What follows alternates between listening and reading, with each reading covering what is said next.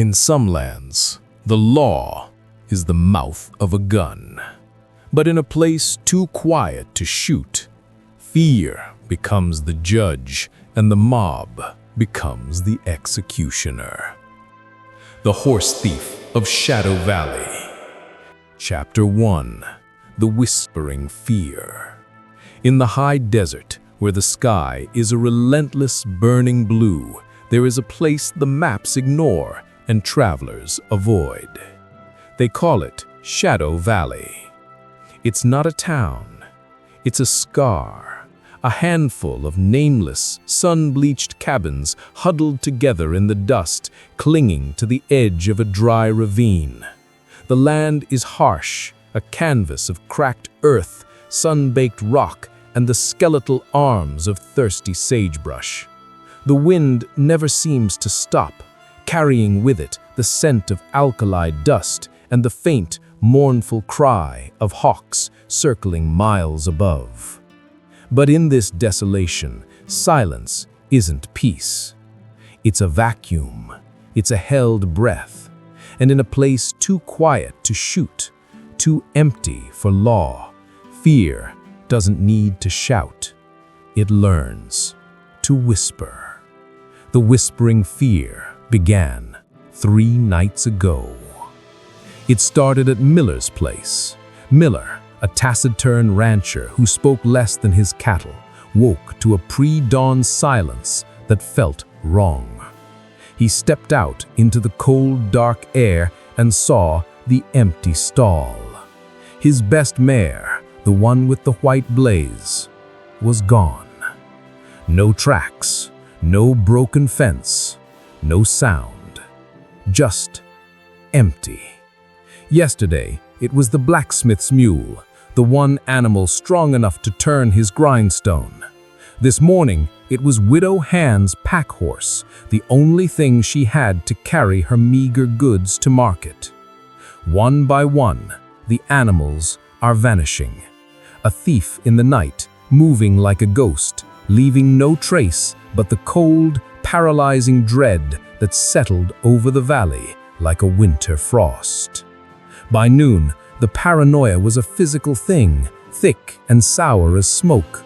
The villagers gathered at the dry well, not for water, but for answers. Their faces were tight, drawn, their eyes darting from neighbor to neighbor. There is no law in Shadow Valley. The nearest marshal is a week's ride away, and he wouldn't come for a few lost horses anyway. They were alone. "It's one of us." The words came from Jebediah, a hard man whose face looked like it was carved from the rock of the valley itself. His hands, scarred and thick, were never far from the pistol on his hip. "No stranger moves this clean. No outsider knows these paths. Someone here is a traitor, a wolf in our midst." The crowd murmured, a low, ugly sound. Suspicion, once a spark, now poisoned the air. Old feuds, forgotten debts, simmering resentments, all resurfaced. Who needed supplies? Who held a grudge against Miller? Who looked at Widow Hand's horse with envy? The fear, starved for an answer, was turning them against each other. They were becoming a mob. Only one man stood apart, on the edge of the circle, as always: Silas. Silas was the valley's enigma, an old man, perhaps 60, perhaps 80, who didn't speak. He lived in a tiny, crumbling shack at the valley's edge, his only companions the hawks he watched circle day after day. He'd been here a decade, appearing one day as if from the dust itself, but no one truly knew him. He just existed, a silent watcher. He listened to Jebediah's ranting, his face impassive, carved from old, weathered wood, his eyes distant. "We need to set a watch," Jebediah shouted, his voice rising, feeding on the crowd's fear. "Arm ourselves, find the snake. If the marshal won't bring justice, this valley will." He was talking about a hanging.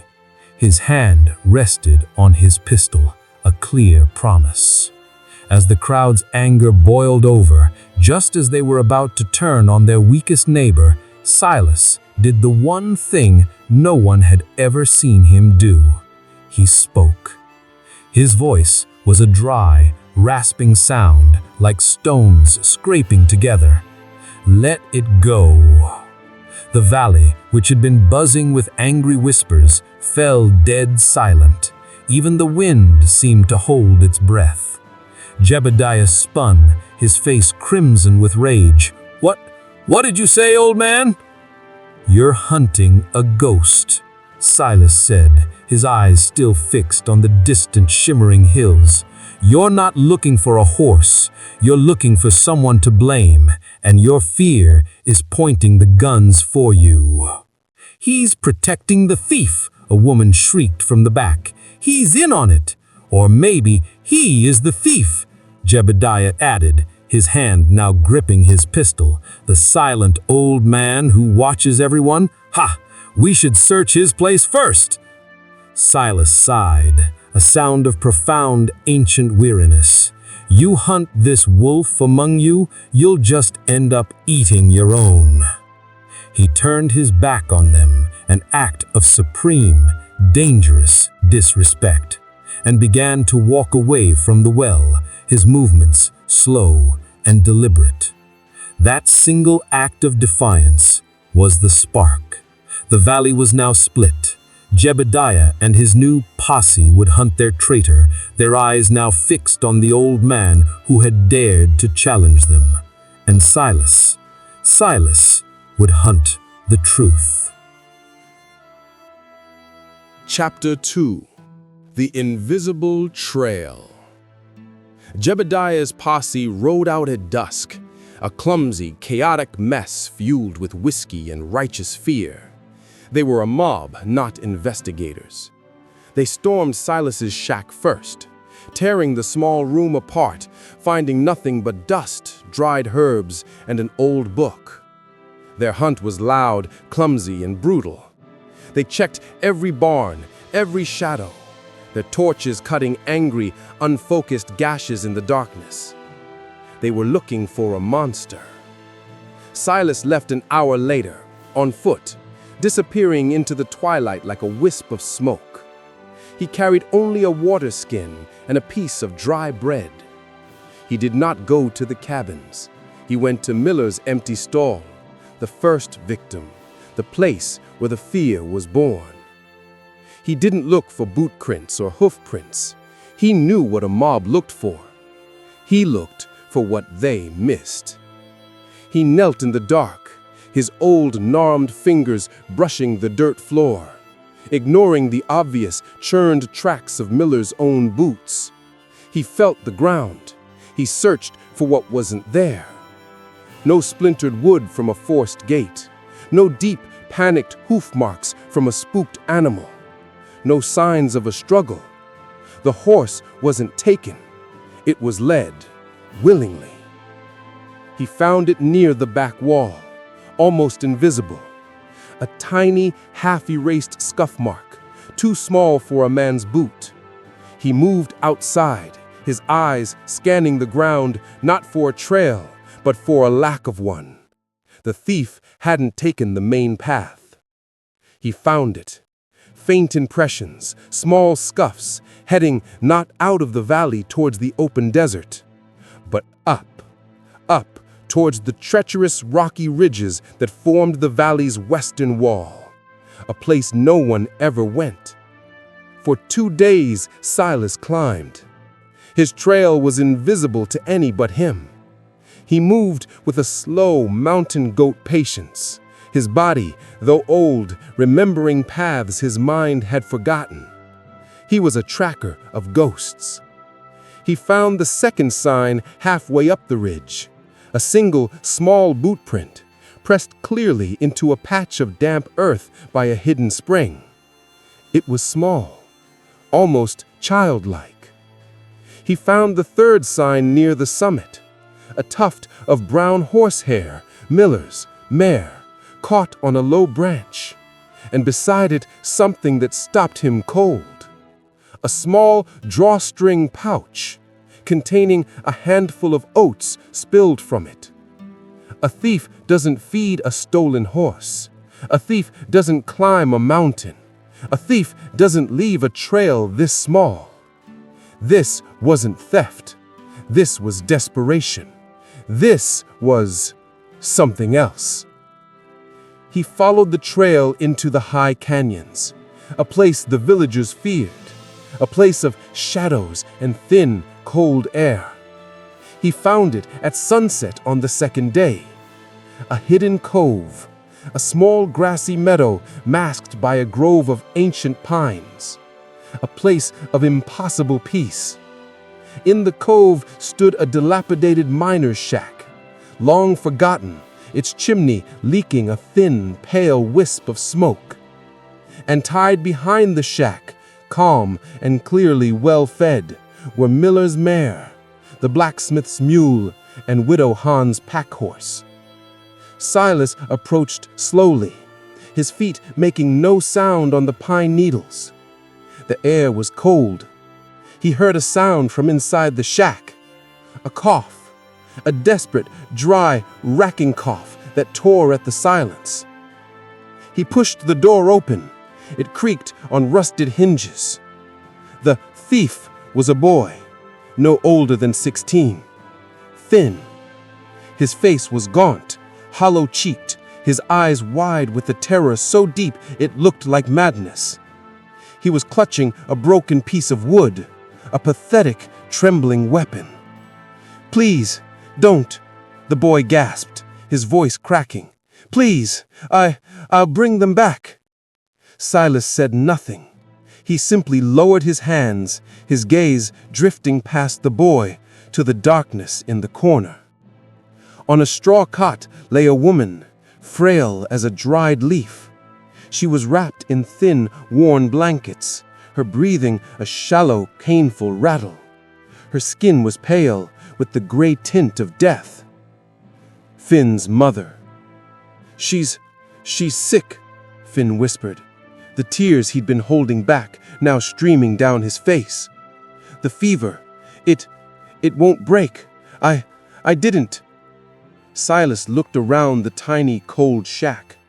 He saw a small pot of herbal tea, long cold. He saw 3 small corked medicine bottles, all empty. He looked at the horses outside, grazing peacefully. He finally understood.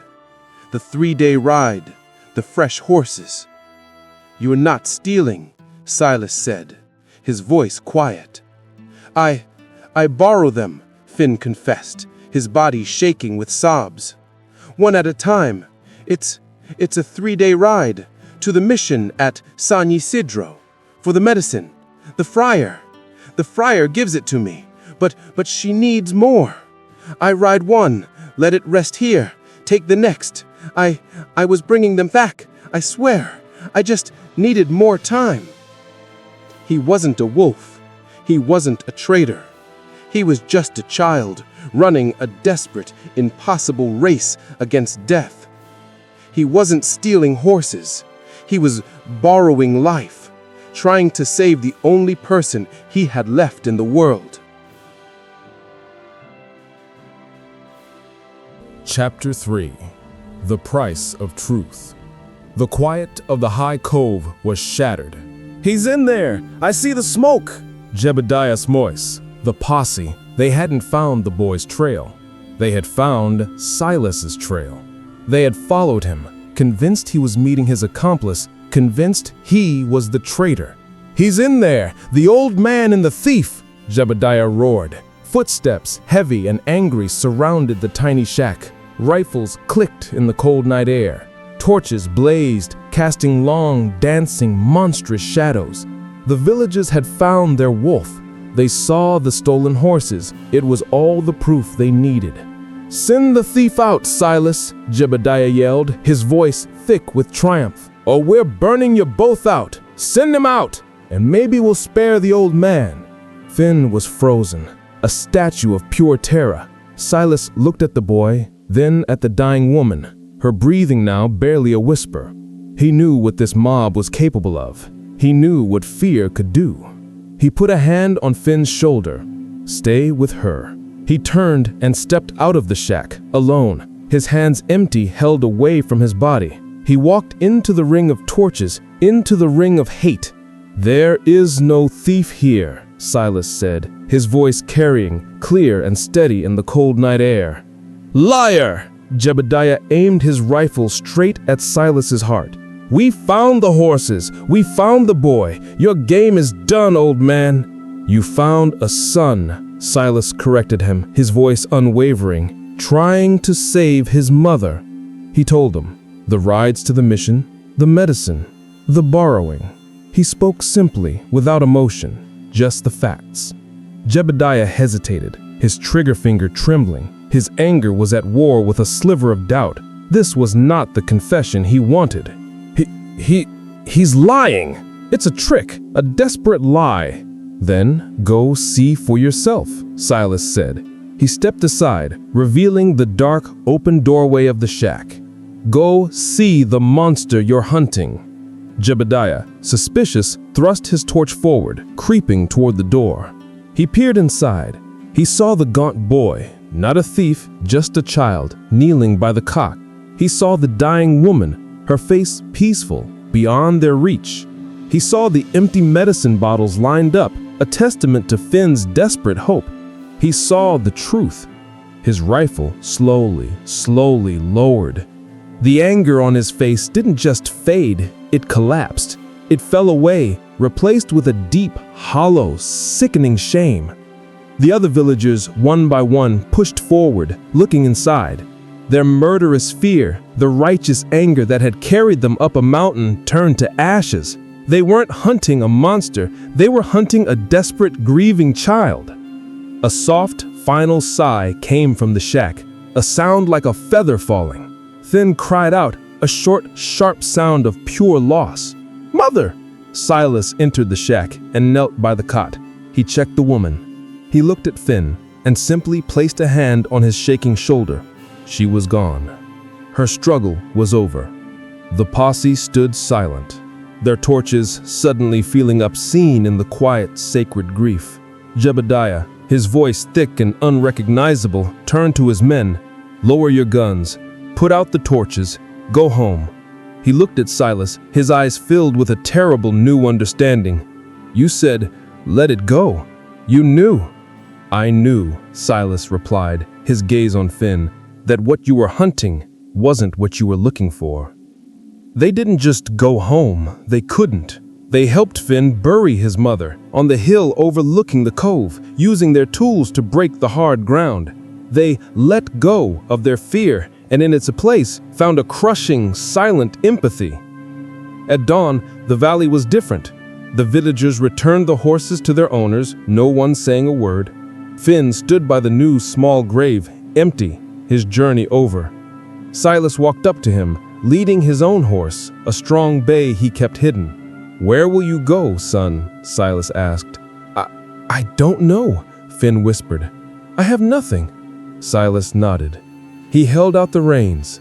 "This valley is full of shadows, but the world is wide, and you are not a thief." Finn looked at the horse, then at Silas's calm, steady eyes. He understood. This wasn't a loan. This was a gift, a new life. He mounted the horse, sat tall, and for the first time looked like a man.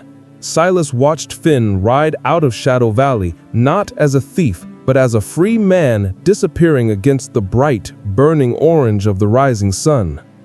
Jebediah approached, his hat clutched in his hands. He stole your horse, Silas?" Silas watched the boy become a small dot on the horizon. "No," Silas said, his voice almost a whisper. "Sometimes letting go is the only way to find what's true." He breathed in the clean, cold morning air. He just borrowed a life. The sun sets on this tale, but a new story is always waiting for the dawn. Subscribe so you never miss a legend.